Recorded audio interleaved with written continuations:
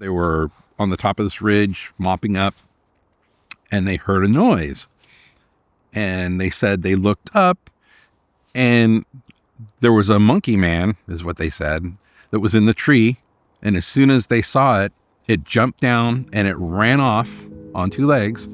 And one of the firefighters was so frightened, he turned around and ran right into a tree and knocked himself out.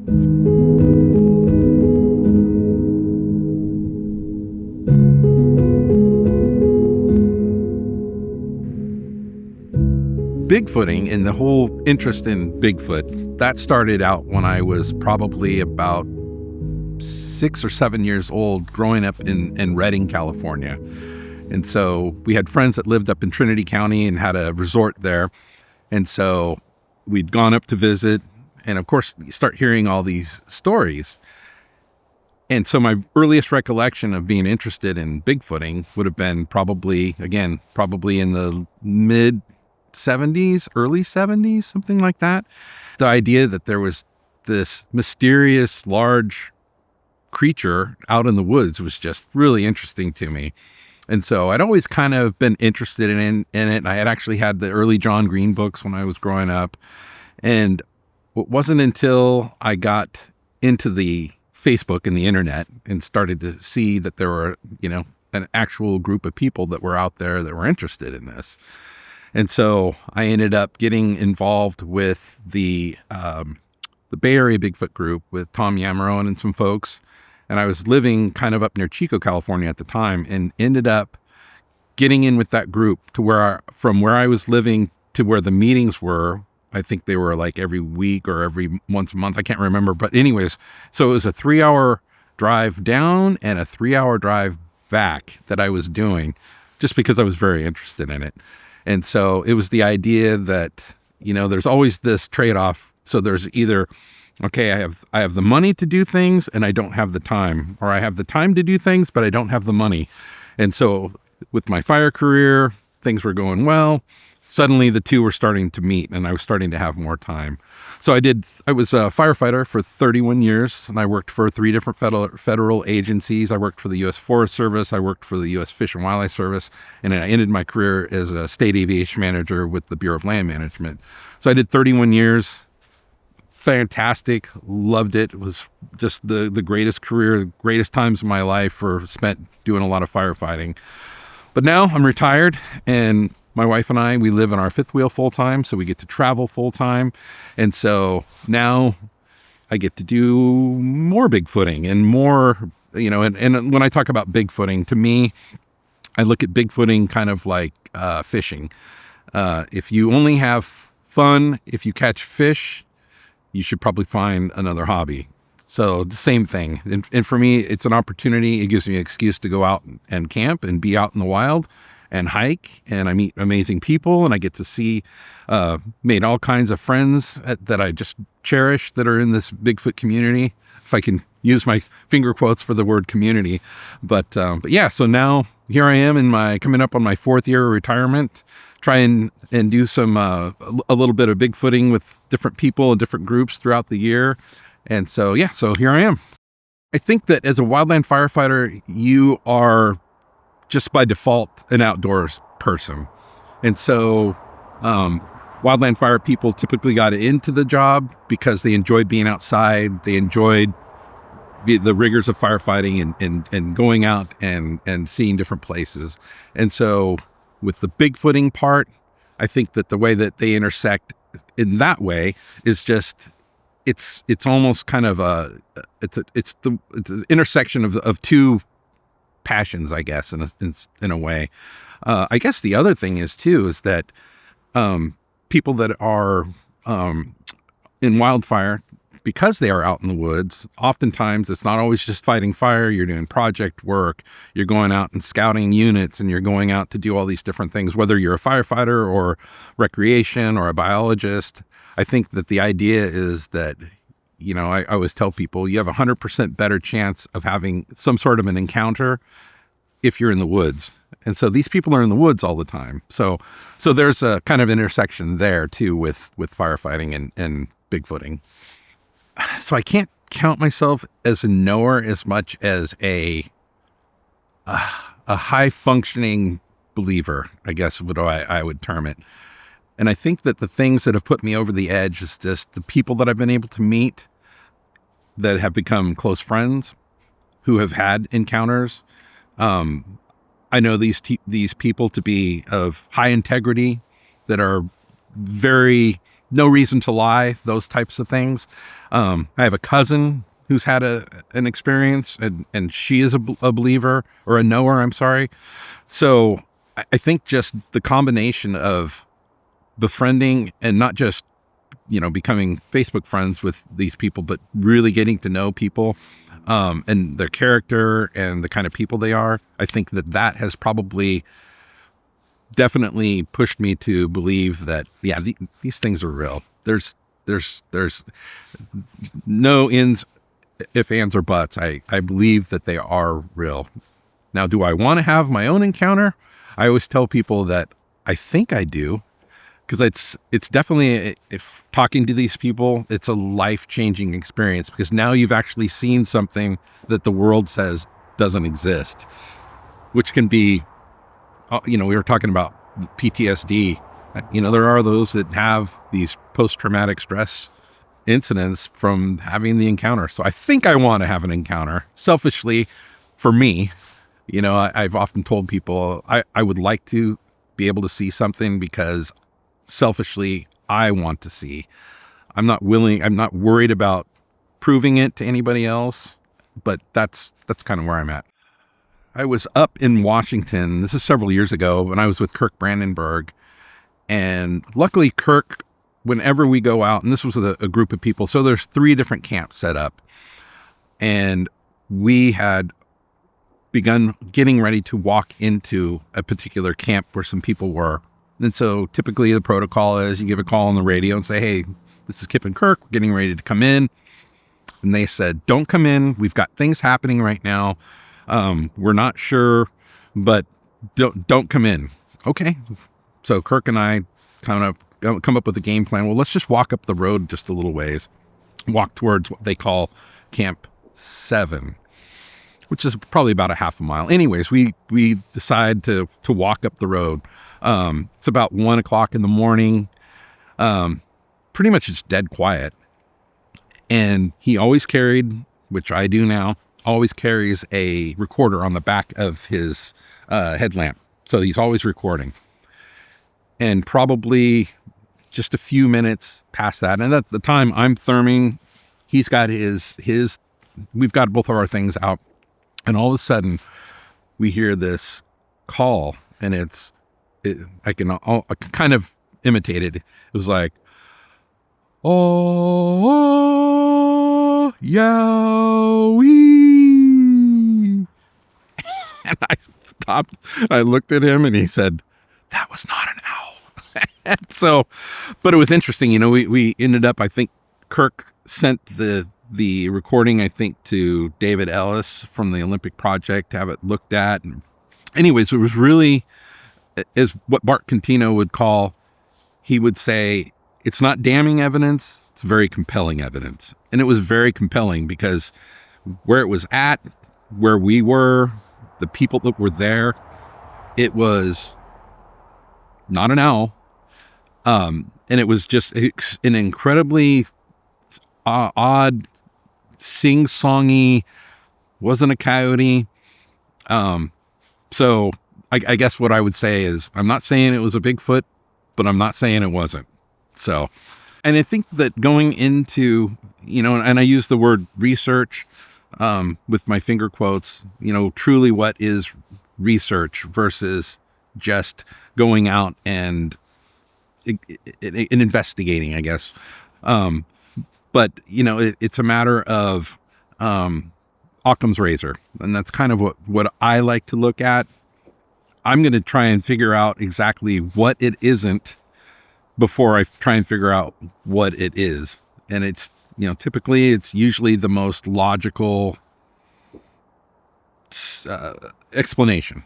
So I was probably the very first Bigfooting expedition that I ever went to was Bart Catino's thermal investigation in 2012 up in the Sierras. he had taken the thermal footage, and then he got a whole bunch of people together to basically come up and recreate and look at this whole thing. I'd never met Bart in person before. I'd never met Robert Leiderman. I'd never met all these different people. And I'll always remember Bart walking up to Robert, who's a dear friend of his, gives him a big hug, and I'm just kind of standing back with all these other people. Wally Hersom was there. And all of a sudden, he just walks up to Robert, gives him a big hug, and he goes, "Robert, I want you to destroy my evidence." And Robert said, "Okay." And I understood what he meant. He's like, find whatever I didn't find. Find out, basically, if this is real, I want to know it's real. But if it's not, let's figure that out. And I like that approach to Bigfoot things. Any kind of evidence, don't be afraid to give it the scrutiny that it deserves. And with that, we spent the better part of a week every night during the day, measurements, recreations and whatnot. And it was, again, extremely compelling, not damning, but very compelling. So again, I guess the answer is Occam's razor. With those things that scream, whatever it is, until I know that it's not, then I believe that it's probably something else. But let's give it the due diligence of seeing if it is or isn't. If you're going to have people that are going to look at what you're doing with any kind of seriousness, there's already a lot of people that just think it's a bunch of crazy people going out and just banging on trees and screaming at night.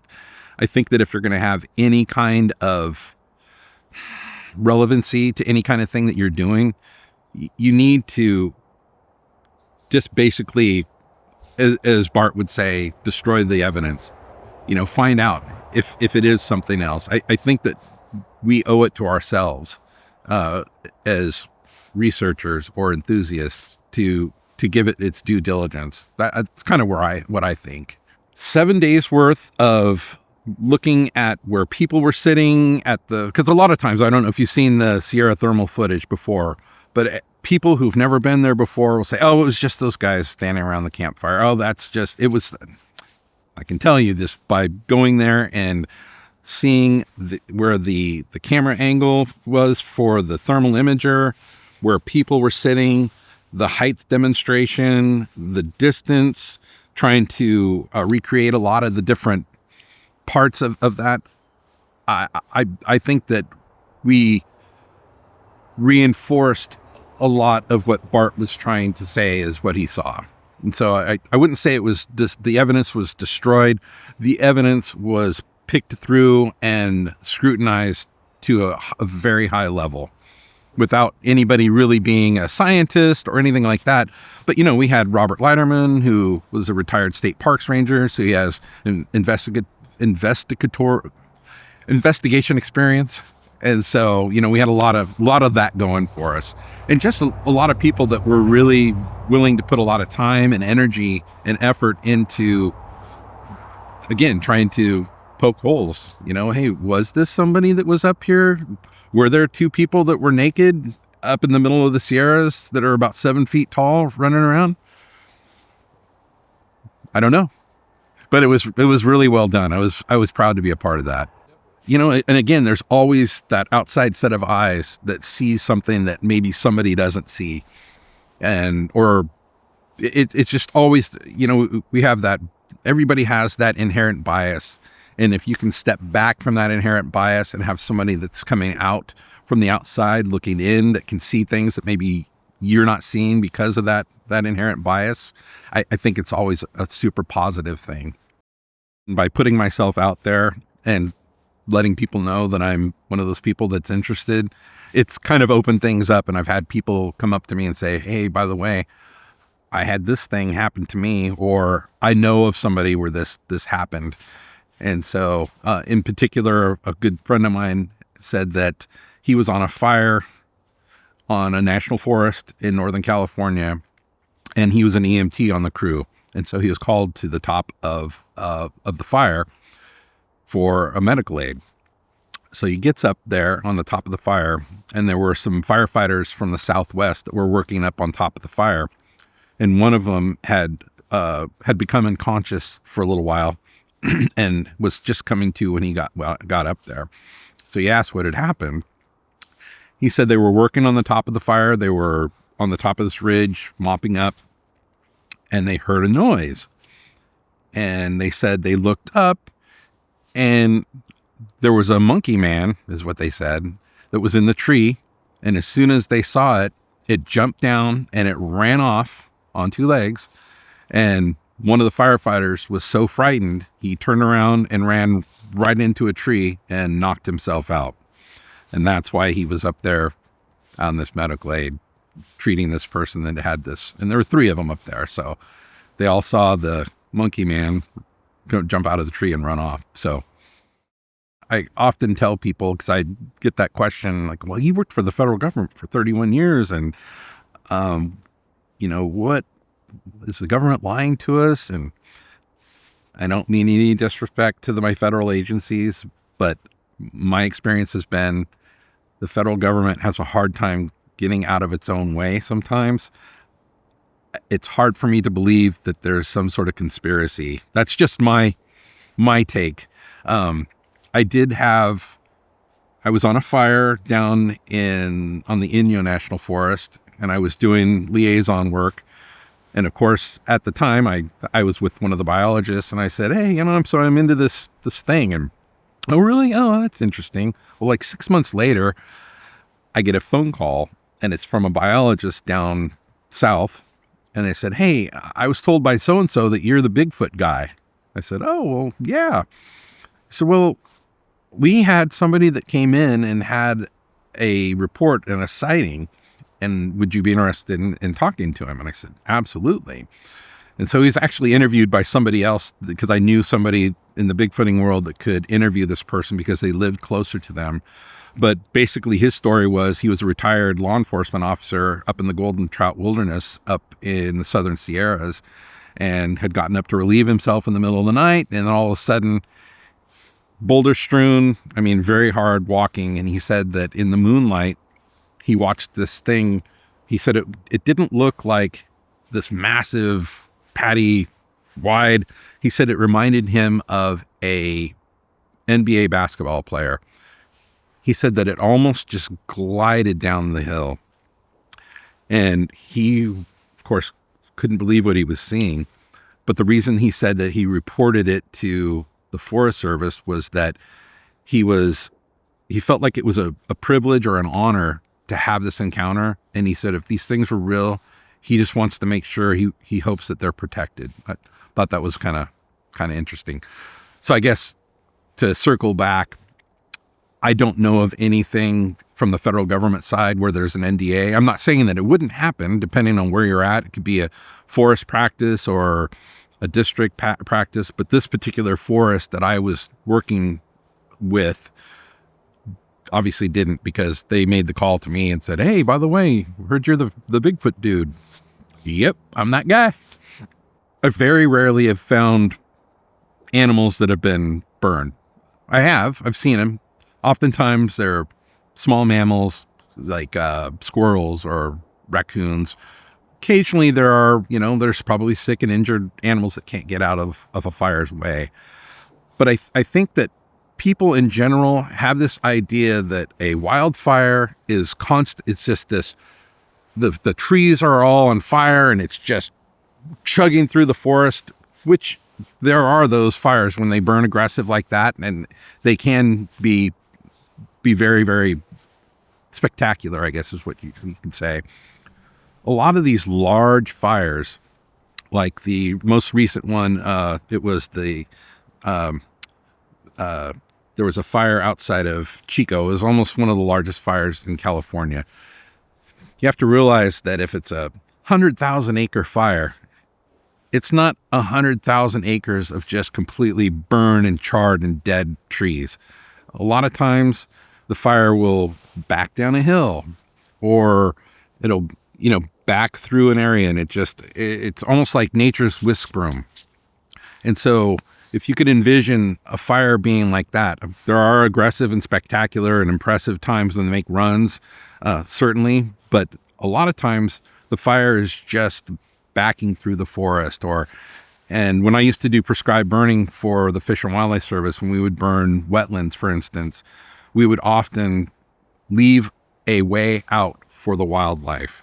And so if we had a big thing of marsh, we would never just ring the thing. We'd burn a section of it and let the fire back towards it, and it would give the deer or the raccoons or whatever it would be out in the marsh an opportunity to leave. And typically a wildfire is like that. And so I think that whether it be a Sasquatch or a deer or bear, I think that they have probably a pretty good sense of, self-preservation is a great motivator. So I think that, not to say that animals don't get killed in wildfires, they certainly do, but probably a lot less than what people would probably think really happens. I think making sure that you have a campfire permit. If you don't have a campfire permit, understanding that when you are in a fire-prone area, that you have some water, you have a shovel, you use good, and I don't want to use the term common sense, but good fire sense, good wilderness sense, and realize if you've got an area that's surrounded by, dry brush and it's windy, you probably shouldn't have a fire, that kind of thing. But I think probably the most important thing to consider is if you're going out and you're camping, you're going out bigfooting, and it's during wildfire season and you're out camping and you're out in the middle of nowhere, letting people know where you're at, making sure that your fuel tank is full, making sure you understand how to change a tire. I always tell people carry the Garmin InReach, which is a fantastic tool, especially if you're in an area that doesn't have cell service. Assume that you will not have cell service, but let people know you're at and have a plan to get out of where you're at if a wildfire starts. Pay attention to access and egress when you're headed out into the woods. Take notice of different roads. Get on the map. Figure out how you will get out of an area and not be part of the problem, but be part of the solution, so that the wildland firefighters can get out there and actually fight the fire. So I think that type of awareness, not only just being fire safe and then of course making sure your fire is dead out. And when I say dead out, a lot of people don't understand that, not just dumping water on it, but actually, basically turning things over and making sure that it's just dead out, hand feel at the very end. But I think those two things, just having an awareness that you should be, if maybe you shouldn't have a fire. Everybody likes to have a fire, but maybe it's not the best time or not the best place. But again, just that awareness of where you're at, how to get out, and not being part of the problem. I think it's really interesting. And of course, you and Jill have put together, the Flash of Beauty and then Flash of Beauty Paranormal. And I think it's amazing because I think that when you first started down this journey, you didn't see that other part coming at you. And I think it's interesting that there's just these two clashing elements that kind of, it's always, what is it? It's like, oh, I like chocolate. I like peanut butter. How come we just can't become a Reese's peanut butter cup? But I think it's interesting because I tend to believe more on the flesh and blood side. However, having said that, we don't know what we just don't know. And I think it's hard to discount the paranormal and or spiritual side. You can't. I just, and again, it's like, you've talked to people and it's, who am I to tell somebody, yeah, you didn't hear that. No, you're crazy. You didn't hear that. And like I always tell people when it comes to Bigfooting, right? When I tell people that I'm a Bigfooter and they think I'm crazy, I always tell them, I go, well, we're not crazy. Because who's crazy? The leprechaun people. They're crazy. So I just think that it's interesting. I think that because we just don't know what we don't know, I think going out and exploring, I don't want to call it always research, but exploring or just getting out into the woods, having an open mind towards just about anything, because we really don't know. We don't have a physical specimen that's on a slab that we can look at. Oh, okay, well, its DNA is this and it's that. There's so much that we don't know, and it's hard to say, well, they're wrong, they're crazy. I think that it would be healthy for everybody to just kind of come off and realize that, hey, we're all kind of in this together in a way. I'm not talking like kumbaya and that kind of thing, but it's just the idea of staying open-minded, because again, your inherent bias can close your eyes to so many different things, and I think approaching the subject with as much being your eyes open and not being biased, I think it's just the way to go.